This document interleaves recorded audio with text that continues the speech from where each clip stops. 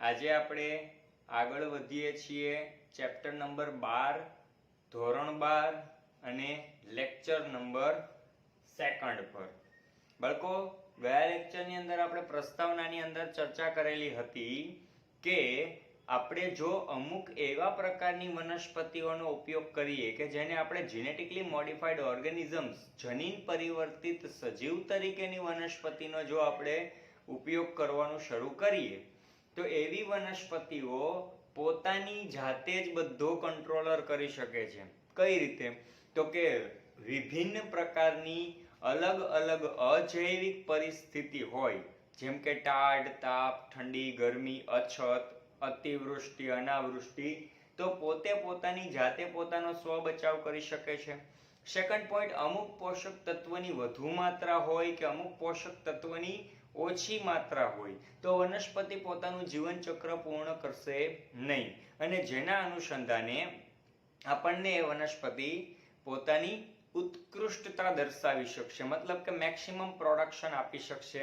ત્રીજું, જો વનસ્પતિ અલગ અલગ રોગનો પોતે જ પોતાની જાતે પ્રતિકાર કરતી થાય તો આપણે અમુક પ્રકારની દવાઓનો છંટકાવ નહીં કરવો પડે, અને અમુક પ્રકારના કીટકો છે એનો પોતે જ પોતાની જાતે જો નાશ કરતી થાય, પ્રતિકાર કરતી થાય, તો પેસ્ટિસાઇડ્સ દવા એટલે કે કીટકોનો નાશ કરતી દવાઓ છે એને પણ આપણે છંટકાવ નહીં કરવો પડે. જો વનસ્પતિ પોતે જ પોતાની જાતે નીંદણનો નાશ કરતી થાય તો વીડીસાઇડ્સ દવાઓ, નીંદણનો નાશ કરતી દવાઓ કઈ? વીડીસાઇડ્સ. તો એવી દવાઓ આપણે નહીં છંટકાવ કરવો પડે. આમ જીનેટિકલી મોડિફાઈડ ઓર્ગેનિઝમ્સ ધરાવતી વનસ્પતિ છે એ સૌથી વધુ સારું ઉદાહરણ ગણી શકાય. આપણી બુકમાં એક સરસ મજાનું ઉદાહરણ એવું આપ્યું છે જેનું નામ છે બીટી. જોઈએ આપણે શું છે. ચલો એની ડિસ્કશન શરૂ કરીએ. બીટી. બાળકો, બીટી નો અર્થ થાય છે બેસિલસ thuringiensis. Bacillus thuringiensis. શું છે બેસિલસ thuringiensis? તો કે આ એક ચોક્કસ પ્રકારનું બેક્ટેરિયા દ્વારા ઉત્પન્ન થતું પ્રોટીન છે. બેક્ટેરિયા દ્વારા ઉત્પન્ન થતું પ્રોટીન છે.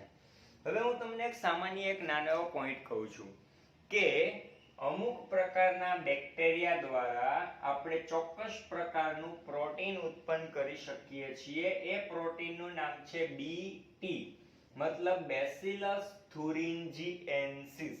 જો આ બેસિલસ thuringiensis ને તમે અને હું વનસ્પતિની અંદર દાખલ કરીએ તો એવી વનસ્પતિ છે એ હવે કેવી ગણાશે? તો કે જીનેટિકલી મોડિફાઈડ ઓર્ગેનિઝમ્સ જેવી વનસ્પતિ. બરાબર? એટલે કે જનીન પરિવર્તિત વનસ્પતિ. હવે જનીન પરિવર્તિત વનસ્પતિ તરીકે જો આપણે કોઈ પણ વનસ્પતિ, ફોર એક્ઝામ્પલ આપણે જોઈએ બુકમાં આપ્યું છે કપાસનું, બરાબર? એવી જ રીતે આપણે કદાચ રીંગણની વાત કરીએ તો રીંગણની અંદર આપણે રીંગણની વનસ્પતિની અંદર જો બેસિલસ thuringiensis ઉમેરશું તો હવે રીંગણ કેવું થઈ જશે? તો કે જીનેટિકલી મોડિફાઈડ ઓર્ગેનિઝમ્સ, જનીન પરિવર્તિત વનસ્પતિ તરીકેનું. હવે એવા રીંગણ છે એની અંદર એક ચોક્કસ પ્રકારની ક્ષમતા આવી જશે. કઈ ક્ષમતા આવશે? તો કે એ એવી ક્ષમતા છે કે પોતે પોતાની જાતે કીટકો પ્રતિકાર દર્શાવશે. કીટકો પ્રત્યે પોતે પોતાની જાતે જ શું કરશે? ફાઇટ આપશે. પોતે જ પોતાની વનસ્પતિનો પોતે બચાવ કરી શકશે. બરાબર? એટલા માટે ખેડૂતને કીટકોનો નાશ કરતી દવા, જેને પેસ્ટિસાઇડ્સ દવા કહેવાય છે, પેસ્ટ એટલે જીવાત અથવા કીટક, એનો નાશ કરતી દવા પેસ્ટિસાઇડ્સ દવાઓનો છંટકાવ કરવો નહીં પડે. બરાબર? અને જેના કારણે ખેડૂતની પોતાની આવક છે, પોતાના પૈસા છે એ બચશે. તો આવી તો ઘણી બધી વનસ્પતિઓ છે તમારી બુકની અંદર આવી વનસ્પતિઓના એક્ઝામ્પલ્સ આપેલા જ છે, બરાબર? જેમ કે બીટી કપાસ, પછી બીટી રીંગણ, પછી બીટી ચોખા, એવી રીતે બીટી ટામેટા, એવી રીતે બાળકો બીટી મકાઈ, એવી રીતે બીટી સોયાબીન, અને એવી જ રીતે બીટી બટાટા, અને હજી ઘણું બધું આનું લિસ્ટ બની શકે. પણ વિદ્યાર્થી મિત્રો, જીનેટિકલી મોડિફાઈડ ઓર્ગેનિઝમ્સ જેવી વનસ્પતિ આપણે આની તૈયાર કરીએ, બરાબર, તો એક વસ્તુનો તો ચોખ્ખો ફાયદો થયો છે. કયો? કે આવી વનસ્પતિ પોતે જ પોતાની જાતે કીટકોનો પ્રતિકાર કરી શકે છે. મતલબ એક ફાઇનલ થયો કે પોતે પોતાની જાતે કીટકોની સામે રક્ષણ મેળવી શકે છે.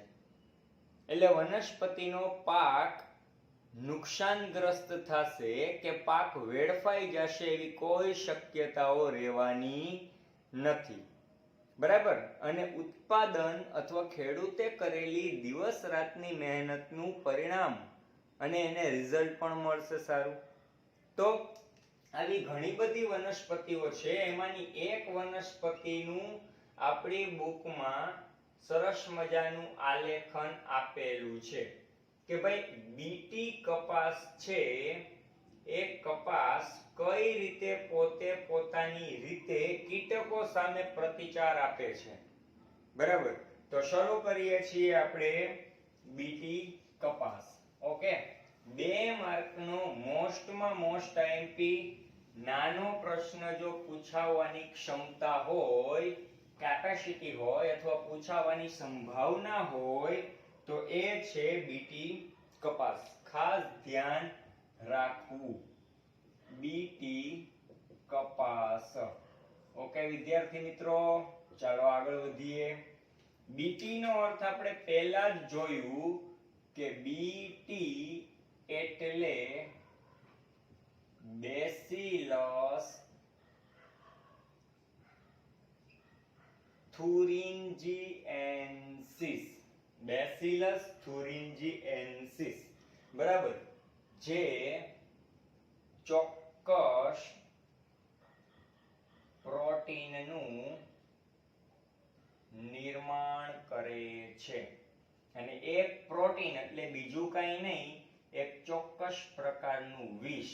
વિષ એટલે સાદી ભાષામાં કહીએ તો ઝેર, પોઈઝન, બરાબર?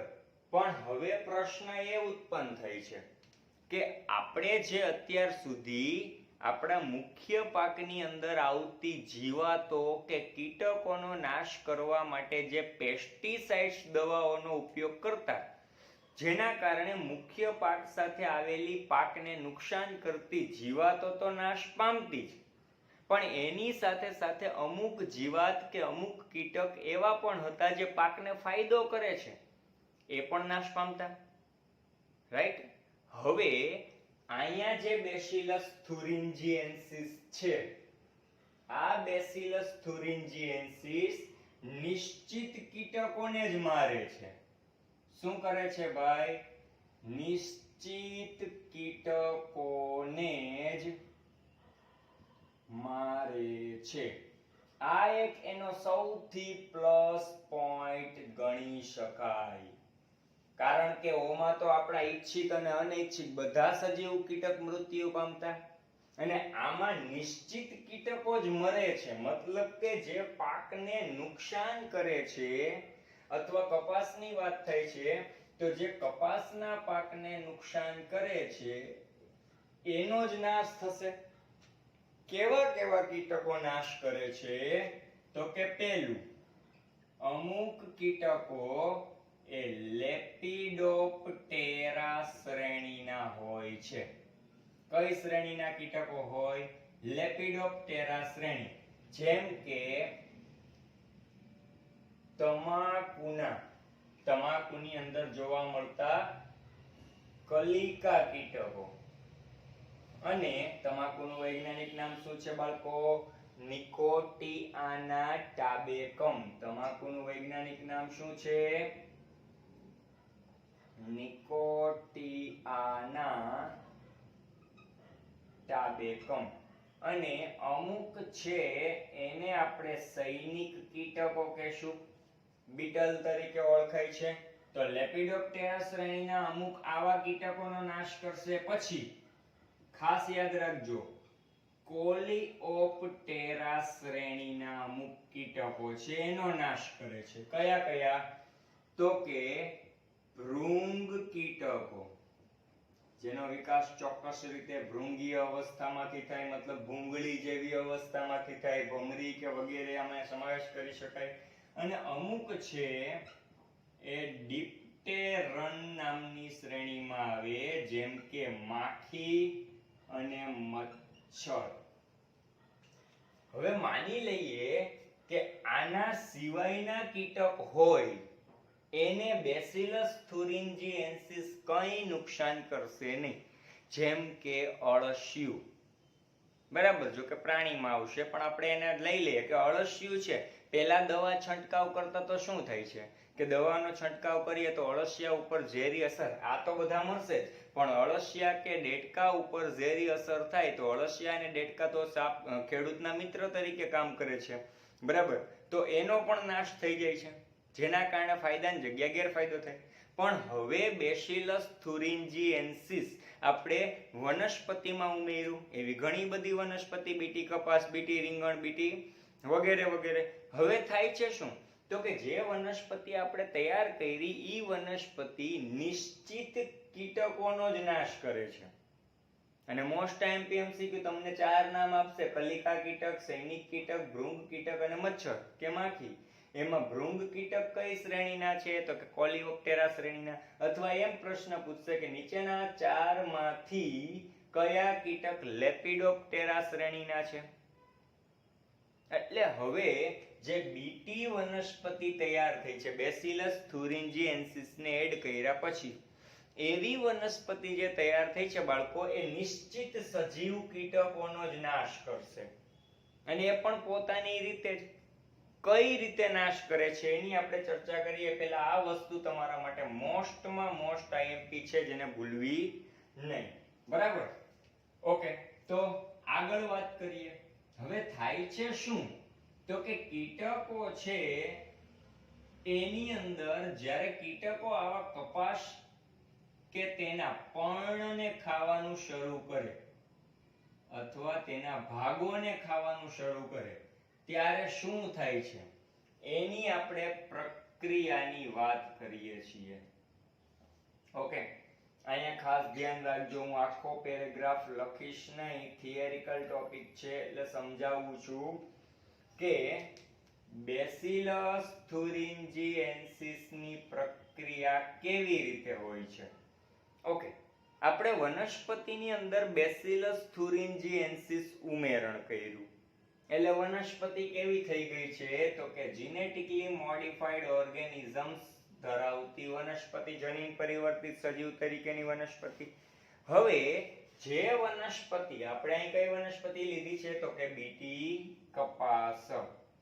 હવે કપાસ છે એ ચોક્કસ પ્રકારના તમાકુના કલિકા કીટક, સૈનિક કીટક, ભૃંગ કીટક, માખી કે મચ્છરોનો પ્રતિકાર કેવી રીતે કરે છે એની ચર્ચા કરીએ.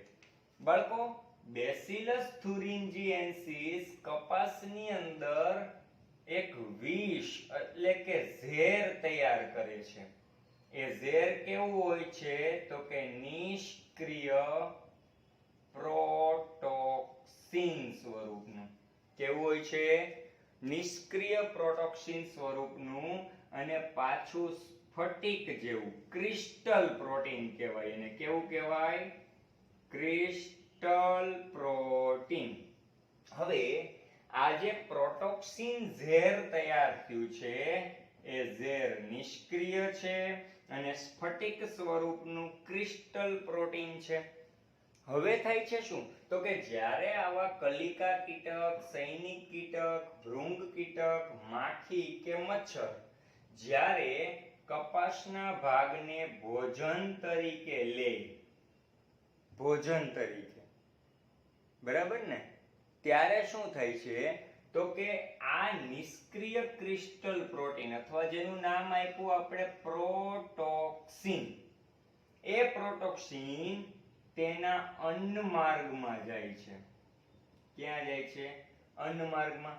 અન્નમાર્ગમાં ગયા પછી તેનો અગ્રાંત્ર, મધ્યાંત્ર, બરાબર, પછી આપણામાં શેષાંત્ર હોય એનામાં અંધાત્ર અને પશ્વાંત્ર, એવા જ્યારે એ પોતે મધ્યાંત્રમાં પહોંચે, ક્યાં પહોંચે? આવા કીટકોના મધ્યાંત્રમાં જ્યારે નિષ્ક્રિય પ્રોટોક્સિન ઝેર પહોંચે, ખાસ આટલા જ કીટકોને અસર કરે છે, બરાબર. જ્યારે મધ્યાંત્રમાં પહોંચે ત્યારે આવું વિષ એ શું થાય છે? સક્રિય થાય છે. જોજો ખાસ, આવું વિષ છેલ્લે શું થયું? સક્રિય થયું છે. રેડી? આ વિષ સક્રિય થયું. હવે મધ્યાંત્રની અંદર જે રચના છે એને આપણે કહેશું અધિચ્છદીય પેશી. મધ્યાંત્રની અધિચ્છદીય પેશીમાં સક્રિય થયું. શા માટે સક્રિય થયું? તો કે ત્યાં, એટલે કે મધ્યાંત્રમાં આલ્કલાઇન પીએચ હશે. આલ્કલાઇન પીએચ એટલે શું?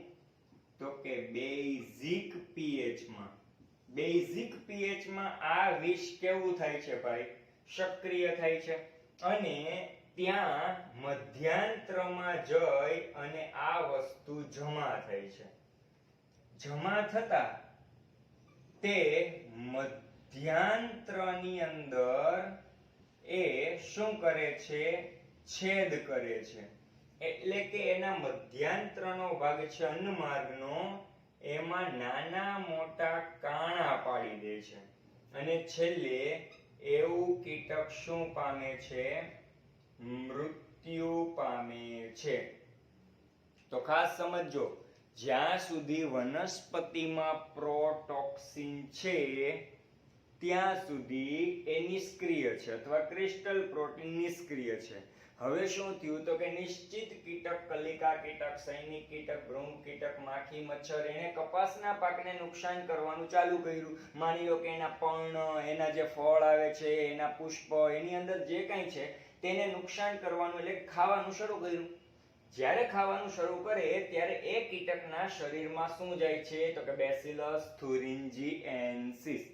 બેસિલસ થુરિન્જીએન્સિસ ગયું. હવે એના શરીરમાં જ્યારે બેસિલસ થુરિન્જીએન્સિસ જાય ત્યારે તેના શરીરના પાચન માર્ગમાંથી પસાર થાય.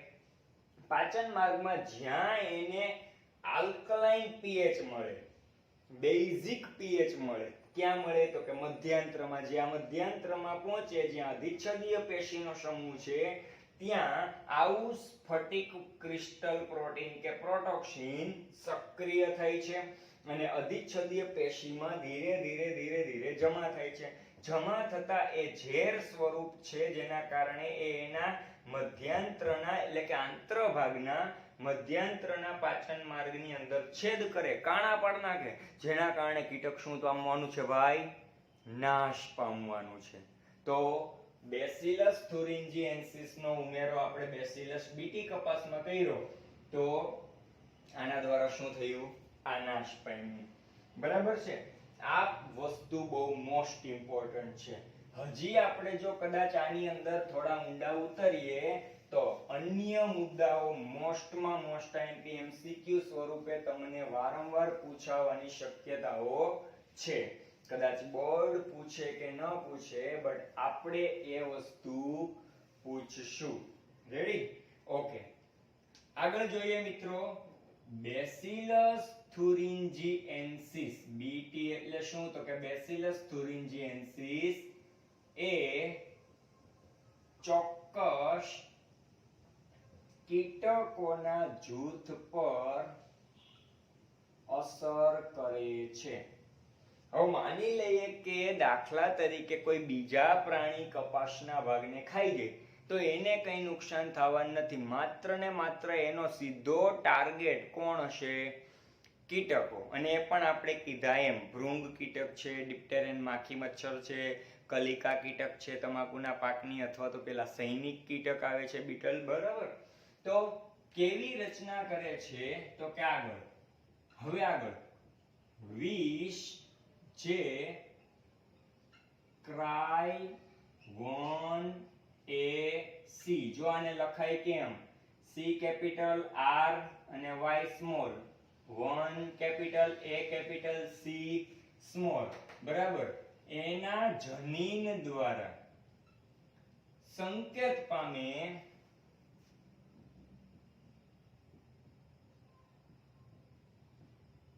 છે જે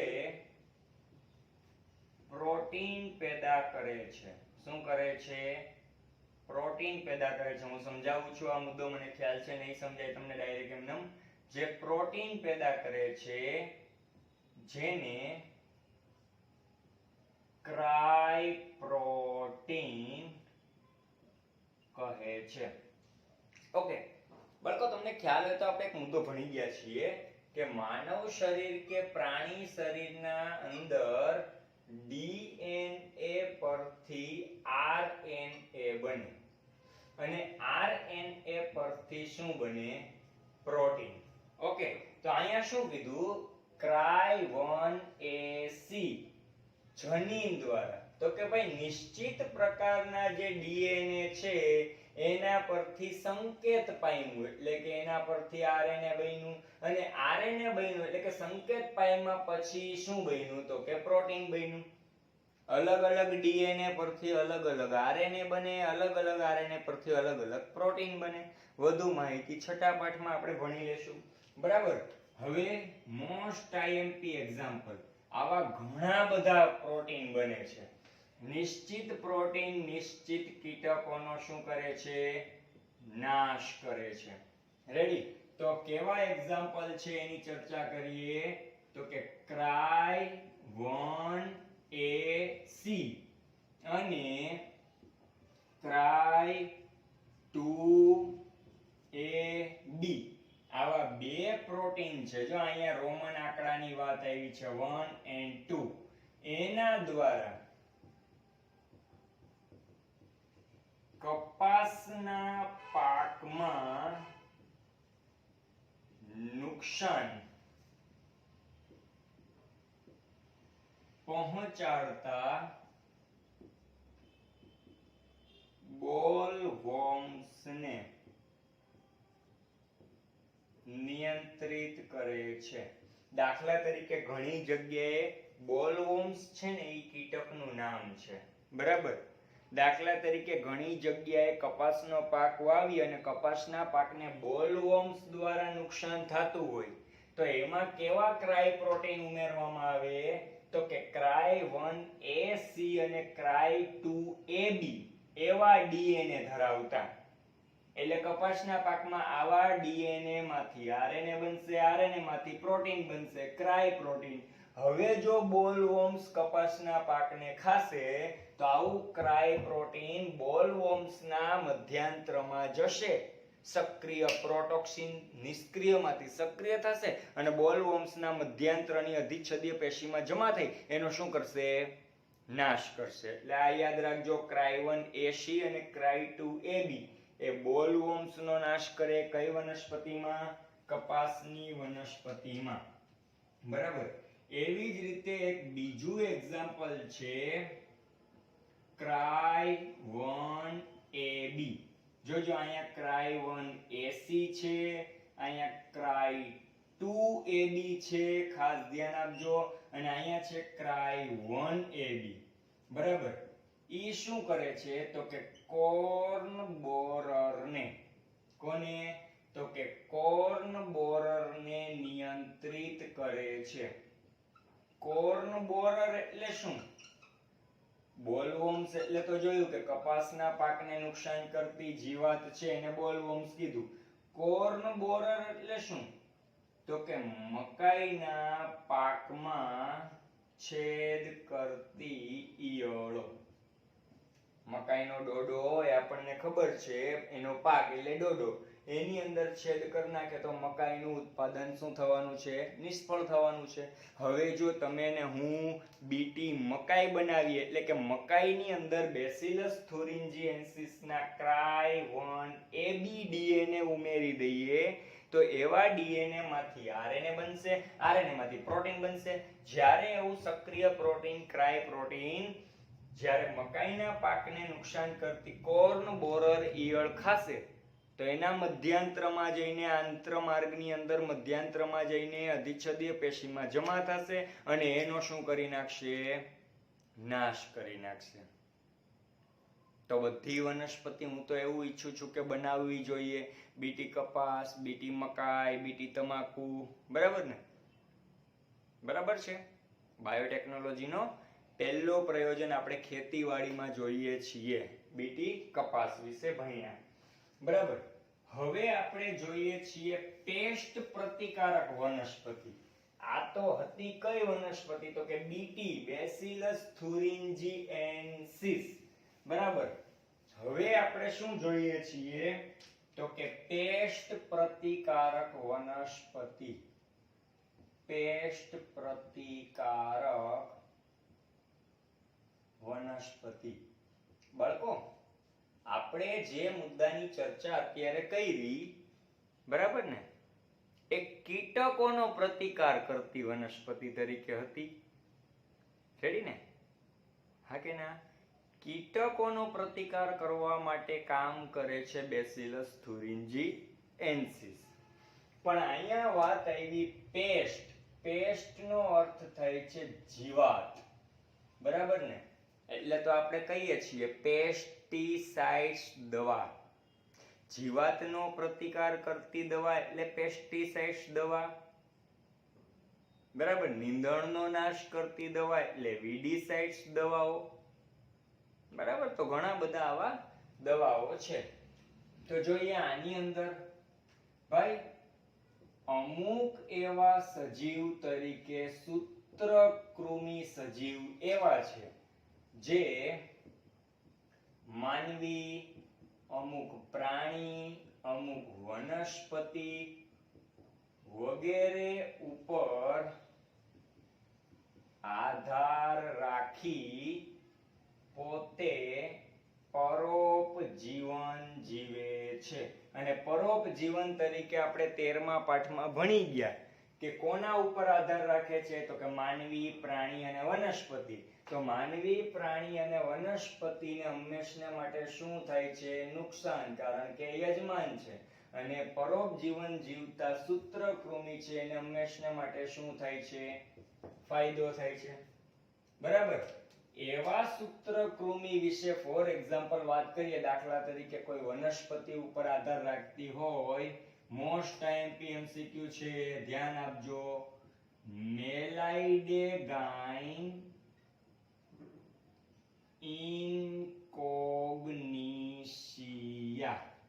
શું નામ છે? મેલાઇડેગાઇન ઇનકોગ્નિશિયા.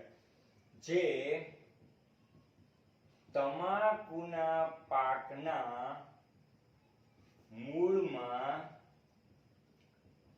ચેપ લગાડી, ઇન્ફેક્શન લગાડી અને ઉત્પાદન ઘટાડે છે. રેડી? તો આપણે આને હવે જોઈએ આગળ શું કરે છે. મેલાઇડેગાઇન ઇનકોગ્નિશિયા નામના સૂત્રકૃમિ, આ સૂત્રકૃમિનું નામ છે, સૂત્રકૃમિ છે, તમાકુના પાકને નુકસાન પહોંચાડે છે. પહેલો એમસીક્યુ કયા ભાગમાં? તો કે મૂળમાં. બીજો એમસીક્યુ, ત્રીજો એમસીક્યુ તમાકુના પાકમાં મૂળની અંદર ચેપ લગાડતા સૂત્રકૃમિનું નામ.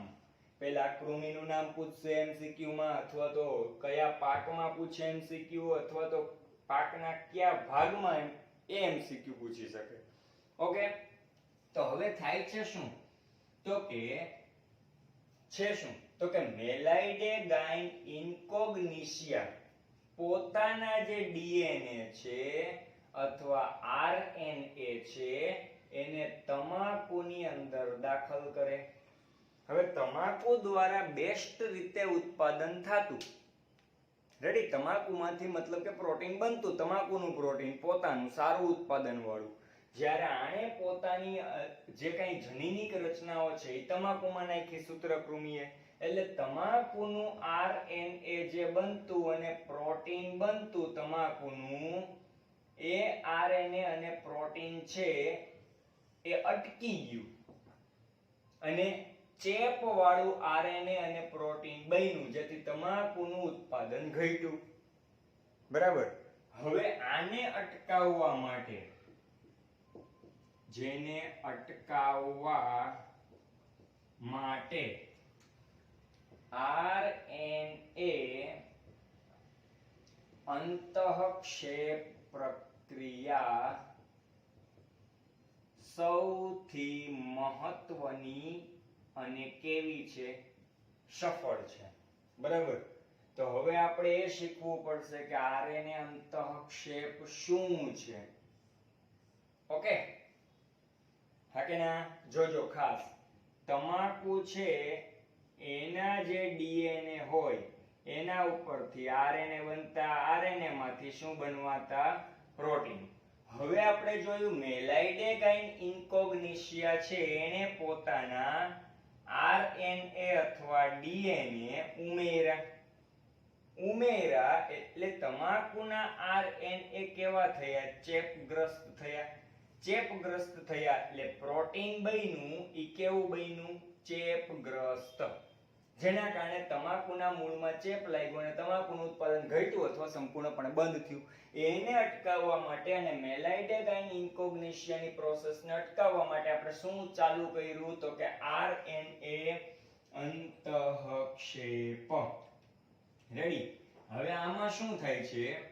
તો કે આરએનએ અંતઃક્ષેપમાં એમઆરએનએ જે કેવું હોય છે?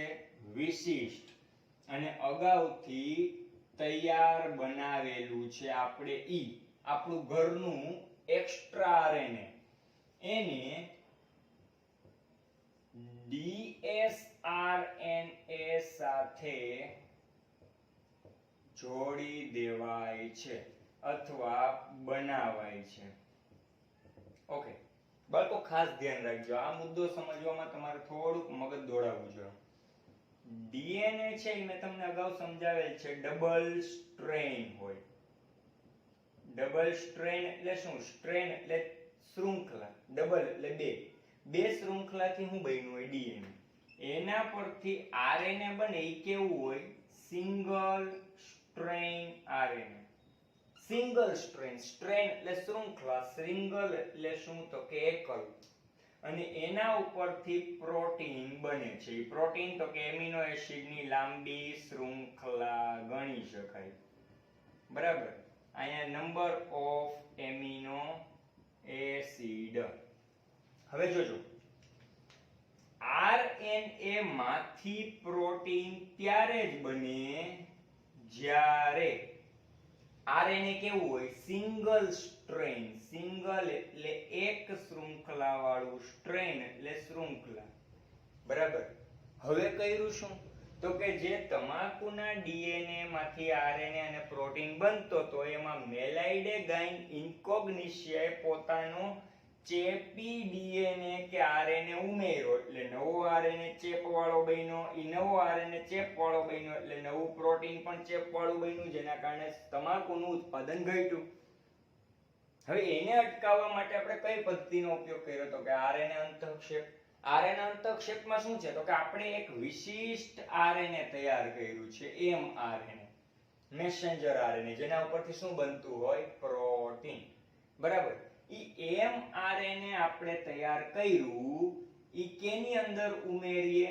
તો કે તમાકુમાં ઉમેરીએ. અંતઃક્ષેપ એટલે અંદર ઉમેરવું. આપણે ખબર છે સક્ષમ યજમાનમાં સૂક્ષ્મ અંતઃક્ષેપ ભણ્યા હતા કે ભાઈ પેલું ઇન્જેક્શન થી સીધું ડીએનએ ઉમેરણ કરવું, વિદેશી ડીએનએ અથવા તો પેલું રિકોમ્બિનન્ટ ડીએનએ ઉમેરવું. તો અહીંયા આપણે વિશિષ્ટ આરએનએ બનાવ્યું છે, ઈ ઓલરેડી એમની અંદર ઉમેર્યું. હવે આ આપણું ઉમેરેલું આરએનએ એ કેવું છે? સિંગલ સ્ટ્રેન વાળું, સિંગલ સ્ટ્રેન. અને ઈ કોની હારે જોડાશે? તો કે ડબલ સ્ટ્રેન ડીએનએ સાથે જોડાય છે, સોરી આરએનએ સાથે. ખરેખર તો અહીંયા ડબલ સ્ટ્રેન આરએનએ ન લખી શકીએ. કોના આરએનએ સાથે લખી શકીએ? તો કે મેલાઇડેગાઇન ઇન્કોગ્નિશિયા. હવે એનું હું અહીંયા કલર ચેન્જ કરું છું. આપણું ઉમેરેલું આરએનએ મેલાઇડેગાઇન ઇન્કોગ્નેશિયાના આરએનએ સાથે જોઈન્ટ થઈ જશે. જોઈન્ટ થઈ જશે એટલે કેવું બની જશે તો કે ડબલ સ્ટ્રેન્ડ આરએનએ. અને પ્રોટીન હંમેશને માટે બને કેના ઉપરથી તો કે સિંગલ સ્ટ્રેન્ડ આરએનએ પરથી. અહીંયા બન્યું કેવું તો કે ડબલ સ્ટ્રેન્ડ આરએનએ સાથે જોડી દેવાય અથવા બનાવાય છે.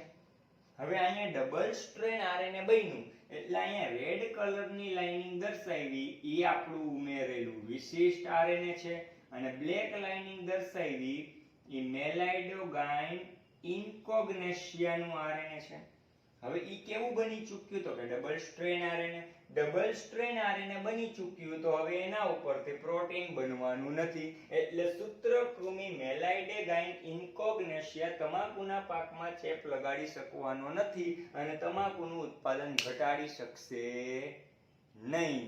આ એક વિશિષ્ટ પદ્ધતિ છે જેને કહેવાય છે આરએનએ અંતઃક્ષેપ. બરાબર છે? હા કે ના? આ મુદ્દાનો ખ્યાલ આવ્યો? ઓકે. બાકી તમારી બુકમાં એક મુદ્દો આપ્યો છે એગ્રોબેક્ટેરિયમનો. બરાબર? એને તમારે જાતે માત્ર ને માત્ર રીડ કરવાનો છે પણ આરએનએ અંતઃક્ષેપને ધ્યાનમાં રાખીને. બરાબર? ઓકે. અને ખાસ હું બોલું એ સમજજો. બરાબર? પહેલા તો આ બંને ટોપિક તમને એકદમ નીટ એન્ડ ક્લીન સમજાઈ ગયા છે, એકદમ રેડી છે. ટેક્સ્ટ બુક વાંચો એટલે એમાં કાંઈ જરૂર હવે નહીં પડે. બરાબર? કમ્પ્લીટ સમજાઈ ચૂક્યું છે. એટલે આપણી ચેનલને પહેલી વસ્તુ એ કે લાઈક કરો, શેર કરો અને આપણા દરેકે દરેક સગાવાલા, જાણીતા, અજાણ્યા બધા સુધી પહોંચાડો જેથી કરીને આ બધા વ્યવસ્થિત સમજી શકે. પહેલી વસ્તુ ક્લિયર. સબસ્ક્રાઇબ કરો ખાસ. અને બીજી વસ્તુ એ કે તમને જે મેં કીધું છે એગ્રોબેક્ટેરિયમનો જે નવો એક ટોપિક, નવો ટોપિક એટલે એમાં 4-5 લીટી જ છે, જાજુ છે નહીં, પણ એને તમારે ખાલી રીડ કરવાની છે ખાસ. અને એ પણ ધ્યાન આપવું કે આરએનએ અંતઃક્ષેપ પ્રક્રિયા ઉપરનું જ એમાં છે. બરાબર છે? Okay, ready? તો હવે પછી આપણે લેક્ચર નંબર 3 માં ઔષધિ ક્ષેત્રે બાયોટેકનોલોજી કઈ રીતે ઉપયોગી છે. પહેલા આપણે ખેતી ક્ષેત્રે જોયું, પછી એમાં વનસ્પતિ ક્ષેત્રે જોયું કે ભાઈ કીટકોની સામે નુકસાન કરવા માટે વનસ્પતિને કેવી તૈયાર કરવી અને સૂત્રકૃમિ સામે પેસ્ટનો પ્રતિકાર કરતી વનસ્પતિ કેવી રીતે તૈયાર થાય એ. બરાબર? બીટી કપાસ, બીટી રીંગણ ને બીટી ઘણી બધી વનસ્પતિ તેમજ સૂત્રકૃમિની સામે પેસ્ટ એટલે જીવાતનો પ્રતિકાર કરતી વનસ્પતિ. હવે ઔષધિ ક્ષેત્રે કેવી કેવી બાયોટેકનોલોજી આપણા માટે ઉપયોગી છે જેની આપણે ચર્ચા ત્રીજા લેક્ચરમાં, અત્યારે બીજો લેક્ચર છે, ત્રીજા લેક્ચરમાં આપણે એની કરશું. અને ખાસ આ 5 લીટીને તમારે ધ્યાનમાં રાખવાની છે, ખાલી માત્ર રીડ કરવાની છે. રેડી? ઓકે. તો આવજો. જય હિન્દ, જય ભારત, મહાદેવ હર.